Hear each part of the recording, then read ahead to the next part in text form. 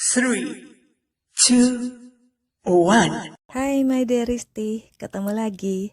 Jangan lupa subscribe, like, dan lonceng. Thank you. Lanjutan novel Bos Tampan yang Mati Rasa, part 10. Tak terasa waktu sudah seminggu berlalu. Mereka semua sibuk dengan tugas masing-masing. Mark bergegas ke rumah sakit saat Andre memberi info kalau Pak Ari sudah siuman dan sadar dari pengaruh biusnya setelah operasi. "Apa aku sudah bisa bicara dengan Pak Ari, Dok?" tanya Mark pada Andre. "Tentu saja bisa, tapi Anda datang terlalu cepat. Pak Ari, walau sudah siuman, tapi kesadarannya belum terlalu ngumpul di badannya. Mungkin 30 menit lagi Anda bisa ngobrol dengannya. Tapi tolong jangan bertanya yang berat-berat dulu, dan kalau pasien tidak menjawab, jangan dipaksa. Memang kakinya yang remuk dan patah itu yang diamputasi, tapi beliau juga menghirup asap yang banyak, dan itu mempengaruhi otaknya," jelas Andre. Mark mengangguk. "Anda seorang bos, seorang pimpinan. Anda bos, pimpinan. Mengapa tidak menyuruh orang lain atau bawahan Anda untuk mengurus hal ini? Kenapa turun tangan langsung?" tanya Andre pada Mark. "Mungkin karena cara kerjaku sudah terbiasa begini. Mengetahui secara langsung lebih baik daripada mendengar laporan dari orang lain.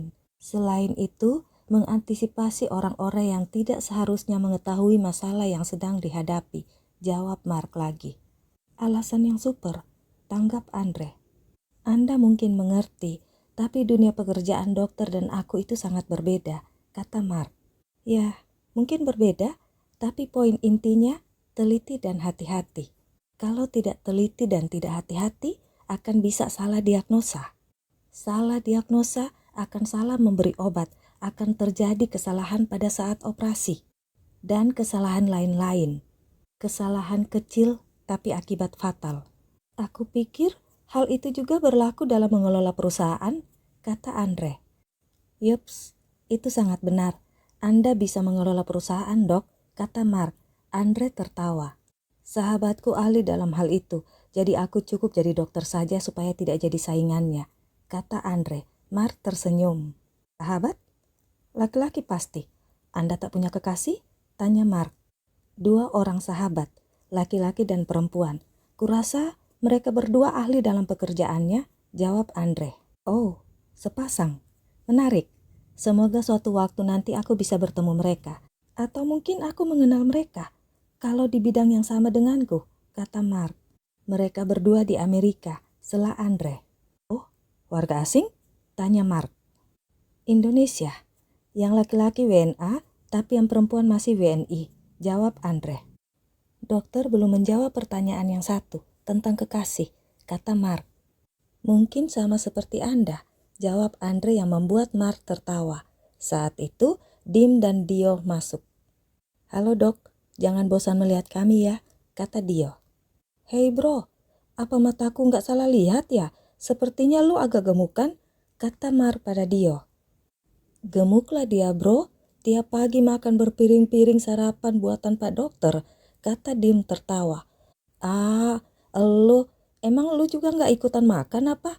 balas Dio. Andre tertawa. "Pak Dokter ini pinter masak, masakannya enak, pasti laris manis kalau dia buka restoran," kata Dim.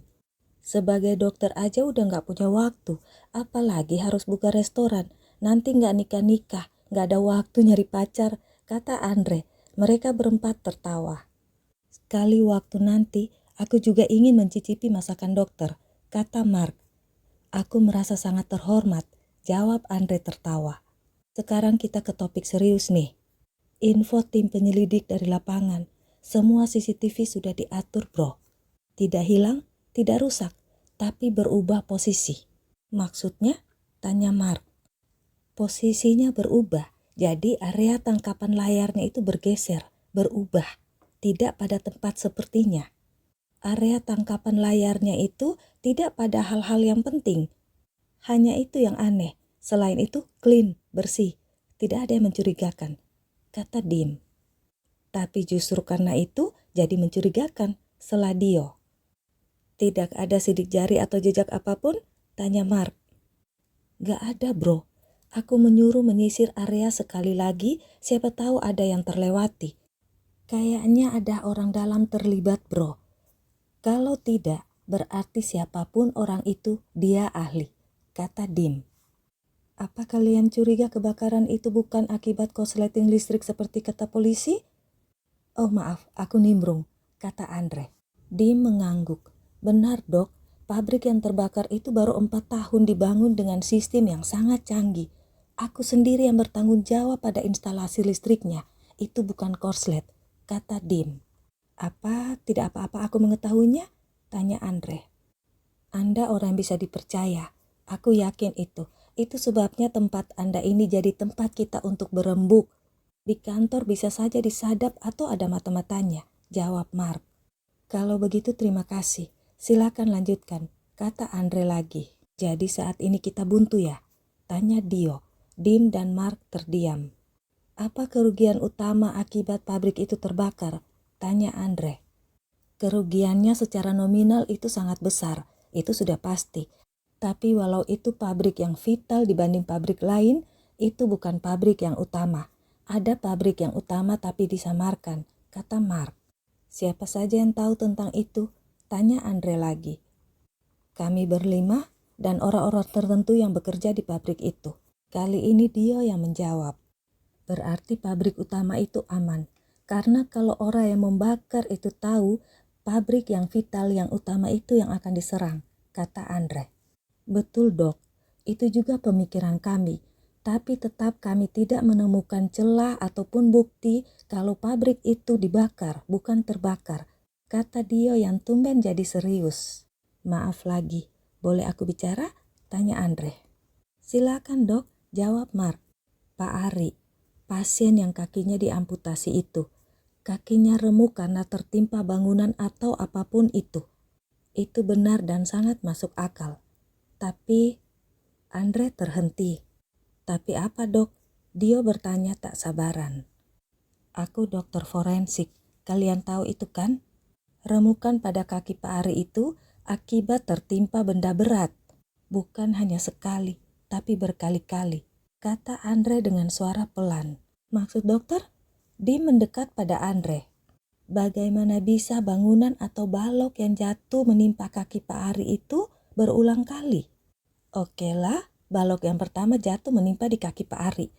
Tapi logikanya, balok yang berikutnya, yang kedua, yang ketiga akan menimpa balok-balok sebelumnya, bukan pada kaki Pak Ari. Apalagi jatuh dan menimpa di tempat yang sama, jawab Andre dengan suara pelan. Jadi, tanya Dio.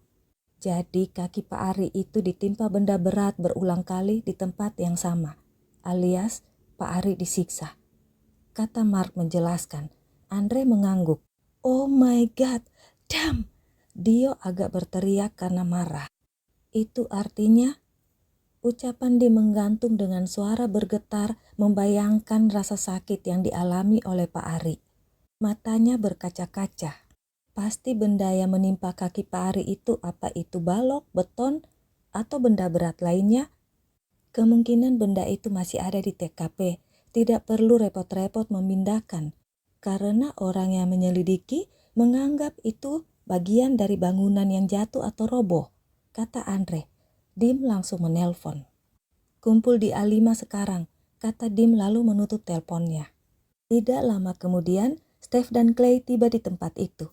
Andre menautkan alisnya. Kenapa dok? Tanya Dio yang melihatnya. Tadi itu, Mas Dim yang menelpon mereka berdua? Tanya Andre. Dim mengangguk. A5. Itu ruangan ini? Tanya Andre. Anda cepat tanggap dok, kata Mark.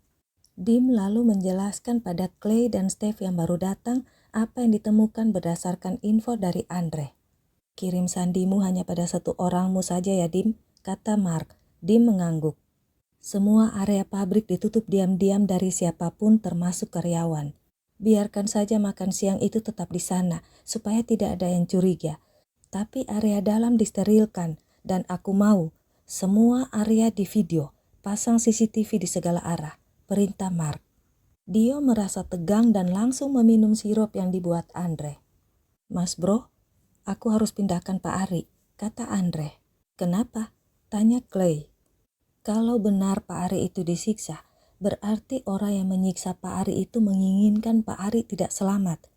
Kalau orang itu tahu Pak Ari selamat, berarti Pak Ari dalam bahaya, kata Andre. Oh shit, damn, brengsek tuh orang. Dio mengumpat lagi. Kita pasang penjaga khusus untuk Pak Ari, kata Dim. Itu akan menimbulkan pertanyaan. Orang-orang akan bertanya-tanya, kenapa ada penjaga? Polisi juga akan bertanya, justru itu makin mencurigakan. Jelas Andre lagi. Jadi gimana supaya Pak Ari aman? Tanya Dim. Terlihat jelas Dim sangat khawatir. Di rumah sakit ini ada ruang khusus untuk pasien. Ya, katakanlah ruang isolasi pasien kritis. Ruangan itu tidak boleh dimasukin sembarang orang sekalipun itu dokter dan juga keluarga pasien. Tidak sembarang orang, kata Andre. Good idea, Dok, kata Clay. That's why he is A5, kata Mark. Maksudnya? Tanya Andre. A5, Dok, A5. Itu untuk dokter. Dokter A5. Clay A1, Steph 2, Dim 3, Dio 4. Anda 5, kata Mark. Dan Anda? Tanya Andre pada Mark. Dia bos, Dok. Bos adalah A, kata Dim. By the way, Dok, aku sangat senang Anda memanggilku Mas Bro, kata Mark menepuk-nepuk pundak Andre. Aku belum selesai bicara tadi, kata Andre. Tentang? Tanya Dim. Tentang ruang isolasi untuk Pak Ari, kata Andre. Why? Tanya Clay. Ruang isolasi itu, biayanya sangat besar, kata Andre. Itu urusanku A5, kata Steph. Andre bengong, merasa seperti dirinya sekarang adalah agen mata-mata sungguhan. A5, A5, bukan dokter. Itu terasa aneh. Always on my mind, in my heart, in my soul. You're the meaning in my life. You're my inspiration.